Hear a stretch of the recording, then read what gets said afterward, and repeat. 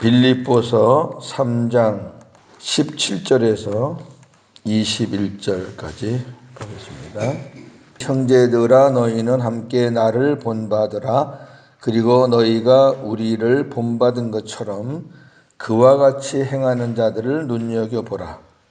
내가 여러 번 너희에게 말하였거니와 이제도 눈물을 흘리며 말하노니 여러 사람들이 그리스도의 십자가의 원수로 행하느니라. 그들의 마침은 멸망이요 그들의 신은 배요 그 영광은 그들의 부끄러움에 있고 땅의 일을 생각하는 자라. 그러나 우리의 시민권은 하늘에 있는지라.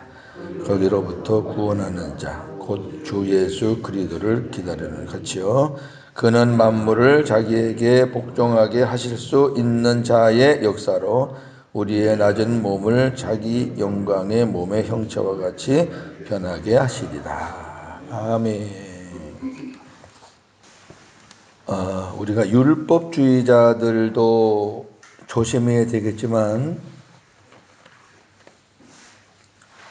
율법 폐기론자, 즉 다시 말해서 무율법주의자들, 율법 필요 없다.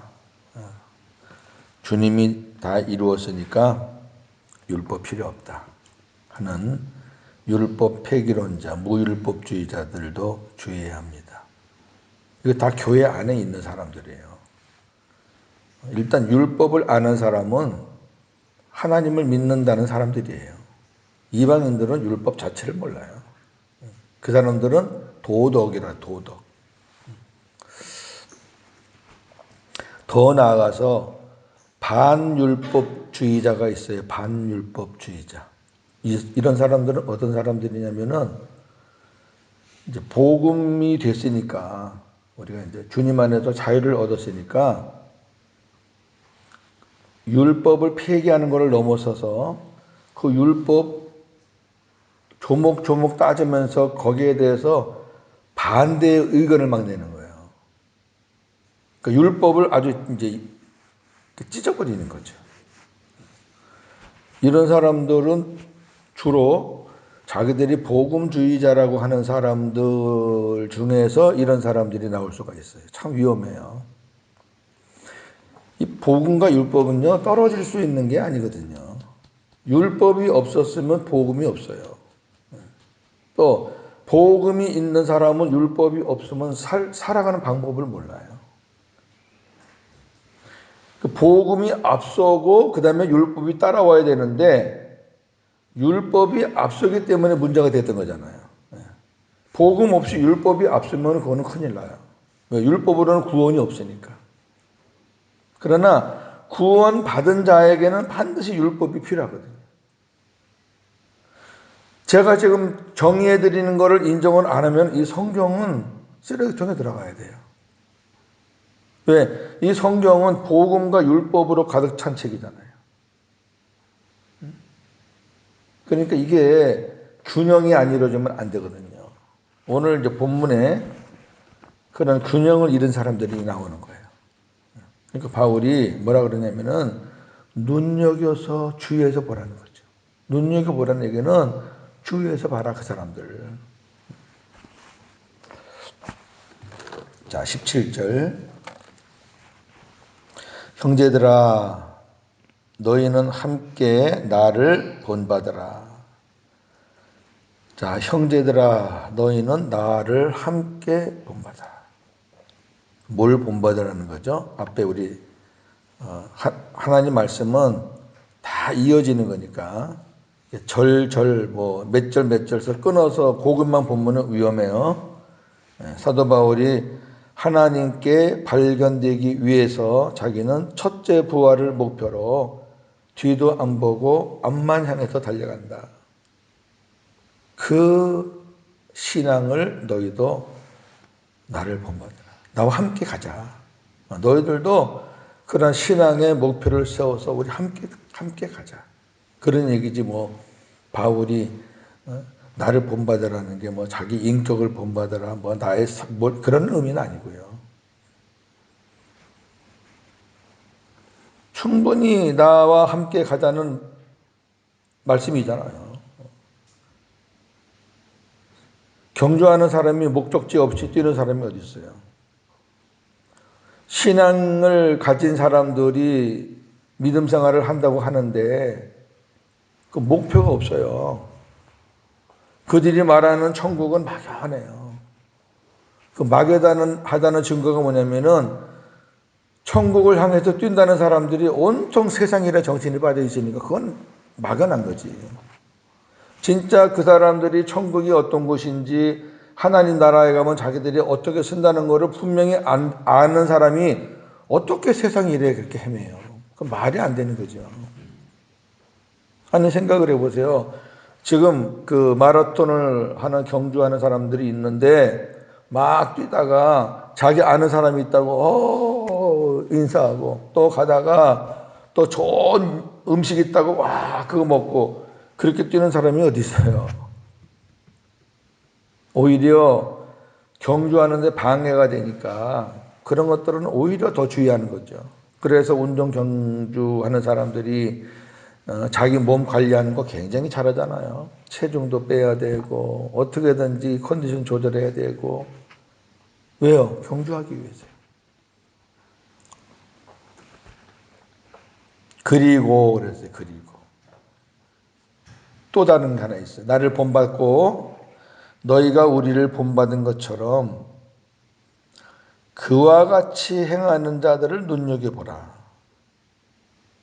그와 같이라는 건 지금 다른 걸 얘기하는 거예요. 다른 거. 그 밑에 나오는 건데 그와 같이 행하는 자를 눈여겨보라. 이건 벌써 뉘앙스가 좋은 뉘앙스가 아니잖아요. 한쪽은 본받는 거고 한쪽은 눈여겨보라는 거예요. 그와 같이 행하는 자. 자, 그와 같이 행하는 자들이 어떤 자들이냐. 18절. 내가 여러 번 너희에게 말하였거니와 이제도 눈물을 흘리면서 말하겠다. 자, 바울의 그 지도자를 넘어서서 아버지와 같은 그런 심정이잖아요, 지금. 내가 여러 번 너희들에게 얘기했는데 지금 또 얘기하겠다. 근데 어떻게 얘기하느냐? 눈물을 흘리면서 내가 말하겠다. 이건 지금 바울의 아주 굉장한 그런 마음이에요, 지금. 안타까운 마음이죠, 안타까운 마음. 왜? 지금 이 공동체 안에서 이런 무리를 일으키는 사람들이 교회 밖에 있는 사람이 아니라 안에 있는 사람이라니까. 근데 여러 사람들이 그리스도의 십자가의 원수로 행한다. 바로 이런 사람들이에요. 교회 안에서 그리스도의 십자가의 원수로 행하는 사람들을 너희가 주의하고 눈여겨보라는 거죠. 자, 그리스도의 십자가의 원수로 행한다는 말이 무엇일까? 일단 그들의 상황을 좀 보겠습니다. 어떤 사람들인지. 우선 19절에 보니까 결론을 먼저 말씀해요. 그들의 마침은 멸망이다. 그들의 결론은 멸망이야. 십자가의 원수로 행하면은 그건 하나님을 대적하는 건데 그건 멸망이다. 우리 생각에 아니 교회 안에 있는 사람들이 십자가를 안 믿는 사람이 어디 있어? 다 십자가의 죄사함을 믿지? 그런데 보세요. 그들의 신은 배요. 십자가를 믿는다고 그래 입으로. 교회 나와서 그렇게 기도도 해요. 내 죄를 사해 주신 주님 기도해요. 그런데 그들의 신은 하나님이 아니라 배요, 배. 이거. 먹을 거요. 이 세상 잘 되는 거예요. 번영하는 거예요. 어제 말씀드렸잖아요. 하나님 믿는 목적이 자기의 어떤 이룰 꿈을 이루기 위해서 하나님을 이용한다니까. 여러분 그런 사람들이 큰 교회, 큰 도시, 잘 사는 동네 가면 훨씬 더 많아요.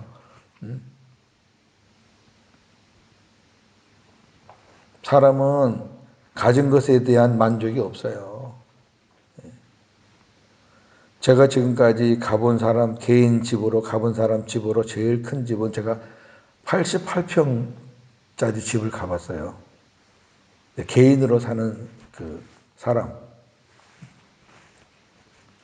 88평만 들어가도요, 뭐 방이 6개인가 7개라 그러니까 뭐 어디가 어딘지 저는 처음 가니까 막 미로 들어가, 미로.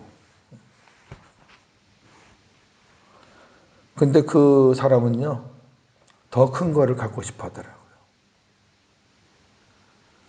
오래된 얘기인데요. 근데 나중에 그분이 그 몸에 이상이 와가지고 참 어려움을 많이 겪었어요. 그때 제가 그걸 보면서, 야,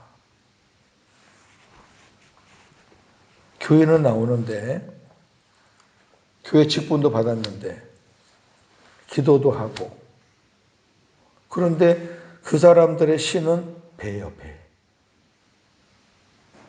그래서 세상 게 좀 잘못되면은 같이 신앙도 쪼그라들어요. 세상 것 잘 되면은 막 그냥 날개를 달아요. 그건 교회가 아니에요. 아주 잘못한 거예요. 예수님이 만약에 그것이 신앙이라 그러면 예수님이 뭐하러 그렇게 초라하게 살다가 부끄럽게 죽어요. 그 다음 보세요 또. 그 영광은 그들의 부끄러움에 있고. 당신들은 세상에 배가 잘 되는 것, 잘 먹고 잘 사는 이것이 그게 예수 믿는 사람들의 복이라고 생각해요. 나는 신앙생활을 이렇게 하니까 뭐 대대로 이렇게 하니까 우리 하나님 이렇게 복을 주. 근데 자기들이 말하는 그 영광은 부끄러운 거예요. 정말 부끄러운 거거든요. 말씀대로 우리가 보시면 돼요. 그리고 그들의 생각은 땅에 있어요. 땅의 일을 생각하는 자라. 자, 왜 이런 결론이 나오겠어요? 복음을 제가 많이 얘기했잖아요. 복음. 복음의 시작이 십자가예요. 십자가 없는 복음이 어디 있어요? 그러니까 십자가가 복음의 전체는 아니에요. 그건 위험해요. 주님이 내 안에 오셔서 나와 함께 사는 것까지 다 연결되는 건데 그 시작이 십자가라고요.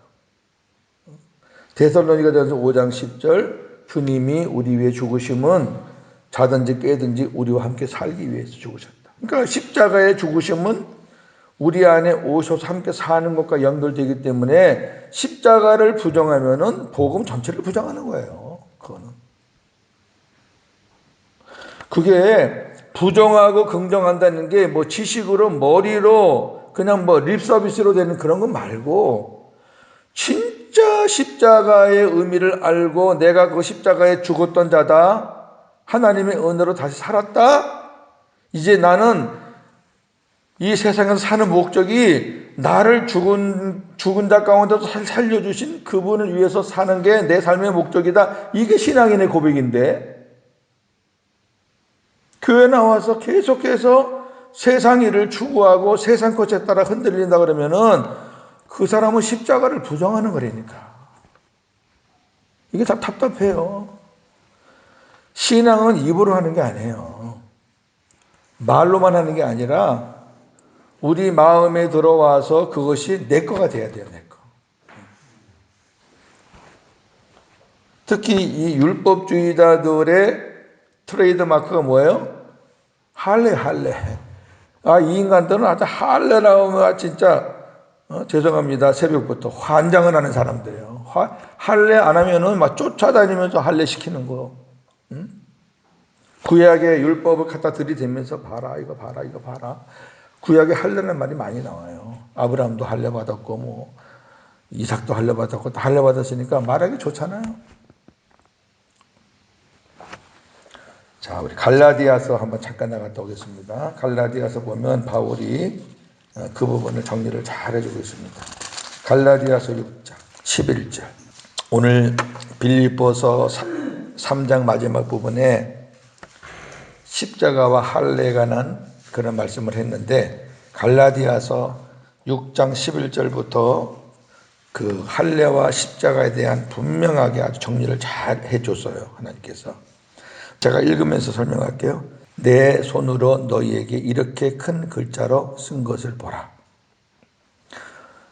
바울은 눈이 상당히 장애가 있다고 제가 여러 번 말씀을 드렸죠. 저나 여러분도 이렇게 어두운 데 있다가 갑자기 밝은 태양빛을 보면 눈이 안 보이죠, 순간적으로. 바울이 사울이었을 때 다메섹으로 가는 도중에 하나님이, 우리 주님이 빛으로 나타나셔서 사울의 눈을 쳐버렸죠. 그건 우리가 이렇게 어두움에 있다가 태양빛 보는 수준이 아니에요. 그 영광 자체가 주님이신데 뭐. 3일 동안을 눈을 못 뜨고 헤맸으니까 안 보이는 거죠, 아무것도. 그 뭐 자기가 무슨 뭐 어떻다 해서라도 안 보이는데 뭘 할 거예요, 제가. 뭘 할 거예요? 아무것도 못 하지.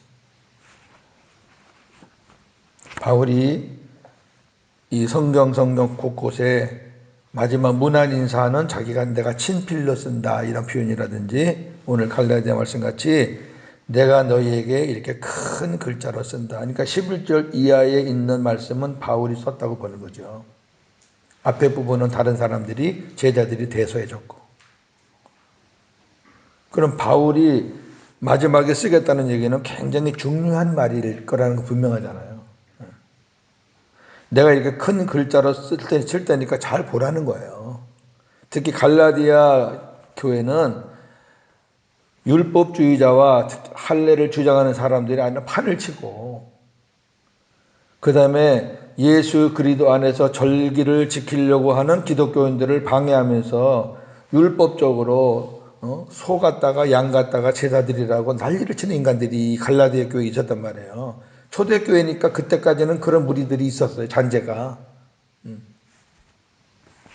그러니까 바울이 오죽하면 내가 너희들에게 전한 복음이 다 헛될까 내가 염려가 된다 하면서 그냥 엄청 싸워요. 그래서 갈라디아 1장에 보면은 내가 전한 복음 외에 다른 것을 전하면은 그는 천사라도 저주를 받아라. 아주 이렇게 아주 독소를 뿜으면서 얘기하는 게 그만큼 갈라디아 교회가 그런 부분에서 너무 힘든 교회였거든요. 12절 보세요. 무릇 육체의 모양을 내려 하는 자들. 이게 할례. 억지로 너희에게 할례를 받게 함은 그들이 그리스도의 십자가로 말미암아 박해를 면하려 할 뿐이라. 할례 받지 않으면은 유대인으로 인정을 안 하고, 유대인으로 인정을 안 하면은 그들이 이제 사회에서 불이익을 당해요. 초대교회 때는 이 유대인이 아니면 유대 사회에서 예를 들어서 기독교인으로 기독교를 개종했다 그러면은 우선 직장을 뺏어요. 그리고 사회적인 혜택을 안 줘요. 그러니까 먹고 살 문제가 힘들어지는 거예요. 그러니까 예수 믿는 사람들이 주님의 십자가를 믿으면서도 박해, 그런 해를 면하기 위해서 할례를 받는 거예요, 억지로. 마음은 없는데, 그래도 내가 먹고 살아야지. 그러니까 할례를 받는 거예요. 그러면 할례가 뭐라 그랬어요? 나는 죽었다는 거잖아요. 나는 죽었다. 하나님이 내 생식기를 잘랐다. 이제 내 스스로 자식을 번성할 아무런 나에게는 힘이 없다. 능력이 없다. 이제부터 주시는 모든 자녀와 복은 하나님이 주신 거다라는 그런 어떤 증표라 그랬잖아요. 할례 받는 게 중요한 게 아니라 할례 받은 사람의 삶이 중요한 거거든요. 자, 13절. 할례를 받은 그들이라도 스스로 율법은 지키지 아니하고 너희에게 할례를 받게 하려 하는 것은 그들이 너희의 육체로 자랑하려 함이라. 그러니까 할례의 의미를, 진정한 의미를 알면 하나님의 말씀을 지키며 살 수밖에 없어요. 주님께 순종할 수밖에 없어요. 그런데 주님께 순종하고 율법을 지키는 것은 그건 딴전이고, 그거는 뭐 관계없고 그냥 할례 받은 그 자체로 그것만 자랑하려고 하는 거예요. 저나 여러분이 목사, 장로, 권사, 집사, 직분을 받잖아요. 교사 뭐. 그러면 그 직분에 따른 사명이 있잖아요. 할 일이 있잖아요. 목사는 말씀을 전해야 되는데 목사가 말씀 안 전하고 있으면 그 목사가 아니잖아요. 다 자기 자리가 있잖아요. 그 직분을 하나님이 주셨다고 생각하면 그 직분에 걸맞게 일을 해야 되는데, 쉽게 말해서 이 말씀을 적용하면은 일은 안 하고 직분만 자랑하는 거예요. 이것도 꼴불견이잖아요. 그 직분 자랑해서 어쩌겠다는 건데. 제가 늘 말하지만 의무는 안 하고 권리만 자꾸 행사하려고. 정말 이거는 좋지 않은 모습들이거든요. 그리고 밖에 나가서 그럴 거 아니에요. 나 어느 교회 목사다. 어느 교회 장로 권사다. 14절. 그러나 너희들은 그렇게 할례를 자랑하지만 그러나 내게는 우리 주 예수 그리스도의 십자가 외에 결코 자랑할 것이 없다. 이거예요. 나는 십자가밖에 자랑할 게 없어. 바울은 8일 만에 할례 받은 정통파예요.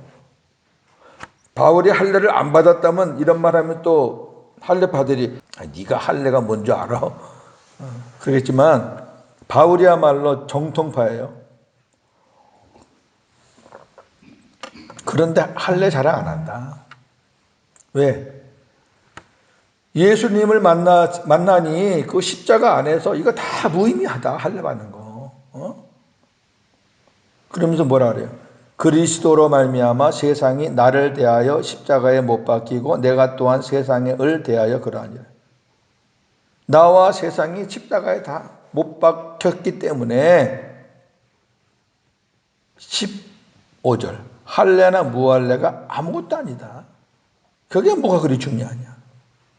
십자가에 못 박힌 것을 믿는 사람은 내가 할례를 받았느냐 할례를 받지 않았느냐 그게 중요한 게 아니다. 뭐가 중요하냐면은 오직 새로 지으심을 받는 것만이 중요하다. 새 사람 된 게 중요하지. 새 사람 된 게 중요하지. 그까짓 거 껍데기 벗기나 안 벗기나 그 뭔 상관이냐. 새 사람이 된 게 중요하지.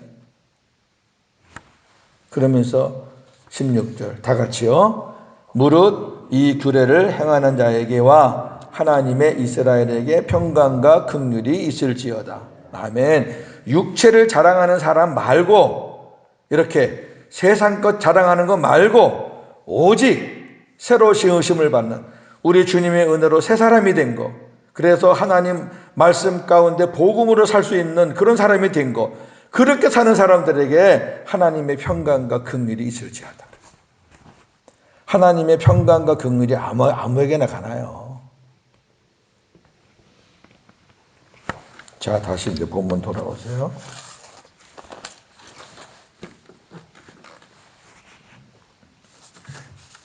그러니까 이런 사람들을 너희들이 눈여겨보라는 거죠.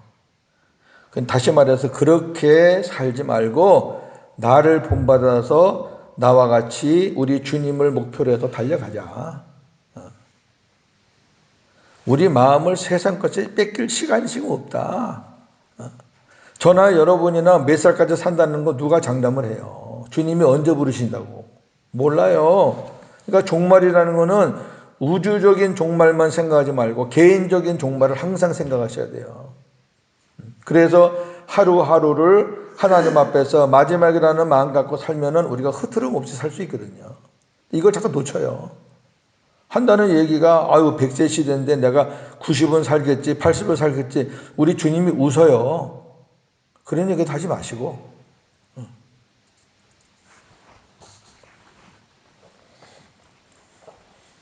자 바울의 심정 이해하세요? 내가 눈물을 흘리면서 너희들 다시 한번 얘기한다. 자 20절 21절 멋진 말로 마치죠. 그러나 우리의 시민권은 하늘에 있는지라. 할렐루야. 우리 시민권 하늘에 있어요. 자, 나라 국가가 되려면은 우선 그 공간이 있어야 돼요. 공간. 사람이 사는 공간이 필요하잖아요. 공간이 없으면 나라가 없는 거지. 그 다음에 나라가 되려면은 그 나라에 주권이 있어요. 주권. 그 다음에 백성이 있어야 돼요. 이래야 나라가 되는 거예요. 자, 하나님의 나라라는 공간이 있어요.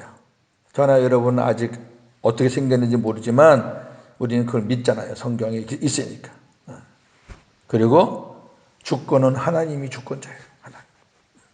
그 다음에 백성은 저와 여러분, 자녀들이에요. 그러니까 나라의 나라, 그러니까 시민권이 있는 거죠. 시민권이 있어요. 우리 하늘에. 거기로부터, 하늘로부터 구원하는 자. 예수님이 구원자예요. 구원자. 예수란 이름이 구원자라는 뜻이에요. 구원자이신 예수님이 오시는 거죠. 우리는 그거 기다리는 거예요. 물론 우리 안에 주님이 임마누엘로 영으로 계시지만 여기 지금 오시는 예수님은 부활체를 갖고 우리를 완전히 이제 구원하기 위해서 부활체를 갖고 마지막에 오시는 걸 얘기하는 거예요, 지금. 자, 그분이 오셔서 어떻게 하시나, 뭘 하시나 보세요. 마지막 절. 그는 만물을 자기에게 복종하게 하실 수 있는 자. 만물을 자기에게 복종하게 하실 수 있는 자는 우리 아버지 하나님이죠. 예수님이 주체가 아니라 항상 하나님이 하나님. 예수님은 하나님의 말씀을 따라 순종하는 아들이고. 그러니까 아버지께서 만물을 예수님에게 다 위임했다는 거죠.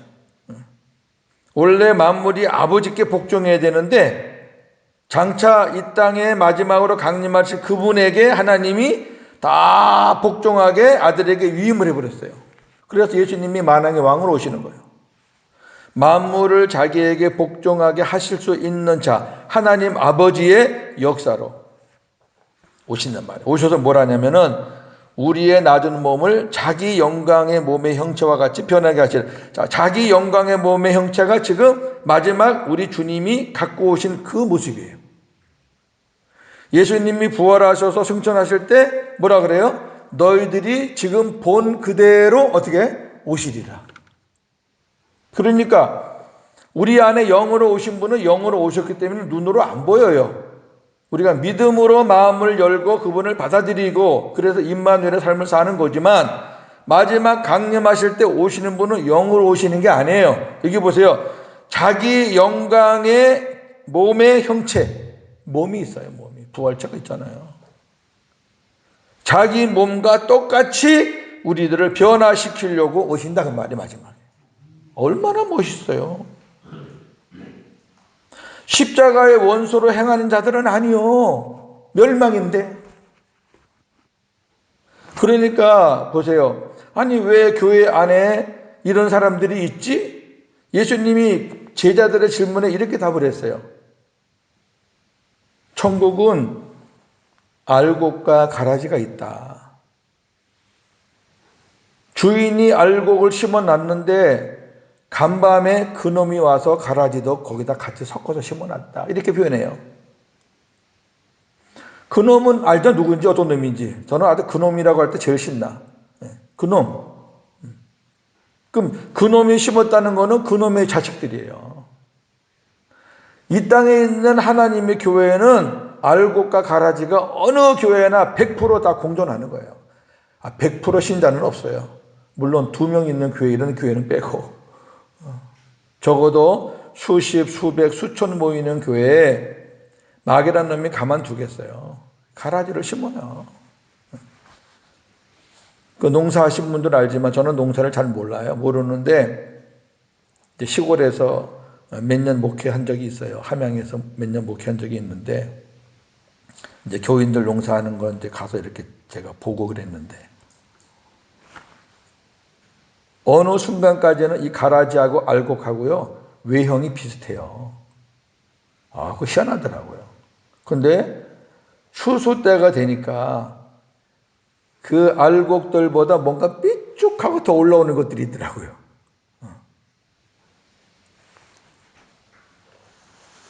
그거 다 제하고 그 다음에 이제 알곡을 거두는 걸 봤는데 그 섞여 있어요. 섞여 있으면 농부들이 다 그거 제하지 그 뭐하러 그걸 두겠어요. 마찬가지예요. 우리 주님이 오시면은 그 가라지들은 관심이 없어요. 이 가라지들은 이제 천사들에게 맡기는 거예요. 심판하는 천사가 따로 있어요. 니네가 다 뽑아. 그리고 알곡만 우리 주님이 거두시는 거죠. 물론 여기 이제 천년왕국과 연결되기 때문에 적어도 첫째 부활을 소망하는 성도는 우리 주님이 마지막 강림하실 때 그때 변화돼서 이제 천년왕국에 올라가는데 정말 사모해야죠. 진짜 마라나타는 참 성도들만이 기다리는 거지. 여러분 한 10명 모아놓고 얘기해봐요. 지금 주님 오시는데 여러분 어때요? 그러면요 절반 정도는요 아주 준비가 안 됐는데 조금 더 있다가 오시라고. 그 사람은 조금 더 있어도 준비는 계속 안 돼요. 준비는 내 행동으로 준비돼야 하는 게 아니거든요. 마음의 준비가 돼야지.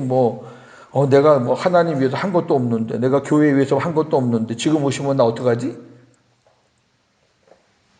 그러면 그런 사람들은 주님이 언제 오시는 게 불안한 거예요. 아이고 내 생에 안 왔으면 좋겠다. 나 죽은 다음에 오시면 좋겠다. 그렇게 얘기하는 사람도 있어요. 아주 가지가지예요. 그러나 정말 주님 모시고 살면서 그날을 기다리는 사람들은 그 질문 떨어지기 무섭게 아마 마라나타. 주님 어서 오시옵소서. 부족하지만은 주님께서 나를 받으실 줄 믿고 주님 어서 오시옵소서. 왜? 그분이 오시면은 주님의 그 영광의 몸과 같이 똑같이 변화시켜 주셔서 하나님 나라로 들어가니 얼마나 행복하냐고요. 이거를 말하면서 결론이 뭐겠어요? 자, 나는 지금 첫째 부활을 목표로 달려가고 있고 한쪽 무리들은 세상 일을 생각하면서 자기들의 그 배를 채우기 위해서 살고 있는데 너희들 어떻게 살아야 되겠느냐? 우리가 땅의 시민권을 가지고 있지만 우리는 하늘의 시민권, 더 좋은 하늘의 시민권을 갖고 있는 사람인데 하늘나라 가려면 하늘의 시민권을 가지고 가져야 올라가지 시민권도 없는데 어떻게 올라가요? 시민권은 어디서 따는 거예요? 여기서 따야죠. 여기서 따야지 우리가 시민권 갖고 천국을 통과할 수 있는 거죠. 오늘도 주 안에서 복음으로 승리하시기를 주님의 이름으로 축원합니다. 하나님 아버지 감사합니다. 오늘도 귀한 말씀을 주셔서 고맙습니다. 그렇습니다. 교회 안에 알곡이 있고 가라지가 있고 주님 십자가 생각하면서 나는 죽고 예수로 사는 그런 참 성도가 있는가 하면 교회 안에서 기복, 성공, 번영 이런 거를 목표로 자기의 목적을 이루기 위해서 교회 다니는 사람들도 적지 않습니다. 하나님, 오늘 주님이 말씀합니다. 그들의 마침은 멸망이다. 그들의 영광은 부끄러움이다.